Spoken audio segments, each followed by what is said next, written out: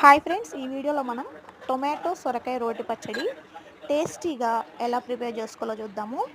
మీరు ఈ కొలతలతో ప్రిపేర్ చేశారంటే టేస్ట్ అద్దిరిపోవాల్సిందే. మీరు ఒకసారి ట్రై చేసి ఎలా వచ్చిందో నాకు కామెంట్ చేయండి. అలానే నా ఛానల్ని లైక్ చేసి సబ్స్క్రైబ్ చేసుకోండి. వేడి వేడి అన్నంలో ఆ రోటి పచ్చడి అందులో కాస్త నెయ్యి వేసుకొని తింటే అమోఘమే కదా. సో ఎలా ప్రిపేర్ చేసుకోవాలో చూద్దాం. సో ఇక్కడ పావు కేజీ టొమాటోస్కి 100 గ్రామ్స్ సొరకాయ ముక్కలు తీసుకోవాలండి. మనకి సొరకాయ ముక్కలకి డబల్ టొమాటో ముక్కలు ఉండాలి. అప్పుడే మనకి టేస్ట్ అనేది చాలా బాగుంటుంది. సో ఇక్కడ నేను 250 గ్రామ్స్ టొమాటో ముక్కలు, అలానే 100 గ్రామ్స్ సొరకాయ తీసుకున్నాను. సో ఒక 7 పచ్చిమిర్చి తీసుకున్నాను. పచ్చిమిర్చి అనేది మీ టేస్ట్కి తగినట్లు మీరు తీసుకోండి.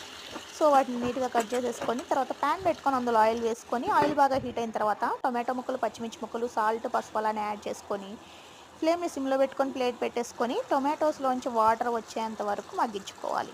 ఇలా టొమాటోస్లో వాటర్ వచ్చిన తర్వాత అందులో మనం కట్ చేసి పెట్టుకున్న సొరకాయ ముక్కల్ని యాడ్ చేయాలండి. మనం ఈ టైంలో మాత్రమే సొరకాయ ముక్కల్ని యాడ్ చేయాలి.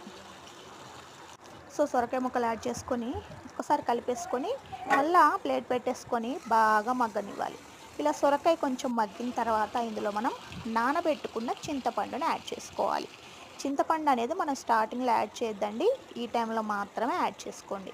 అలానే కొంచెం పుదీనా యాడ్ చేసుకుంటే మంచి ఫ్లేవర్ అనేది బాగుంటుంది. సో టొమాటోస్లో నుంచి వాటర్ అంతా మగ్గిపోయేంత వరకు ఫ్లేమ్ని సిమ్లో పెట్టుకొని ప్లేట్ పెట్టేసుకొని బాగా మగ్గిపోయిన తర్వాత వాటన్నిటిని నీట్గా ఆరబెట్టుకోవాలి.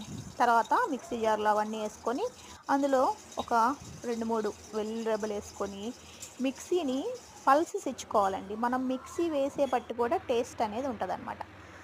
జస్ట్ 4 పల్సెస్ ఇచ్చుకుంటే ఎంతో టేస్టీగా ఉండే టొమాటో సొరకాయ రోటి పచ్చడి రెడీ.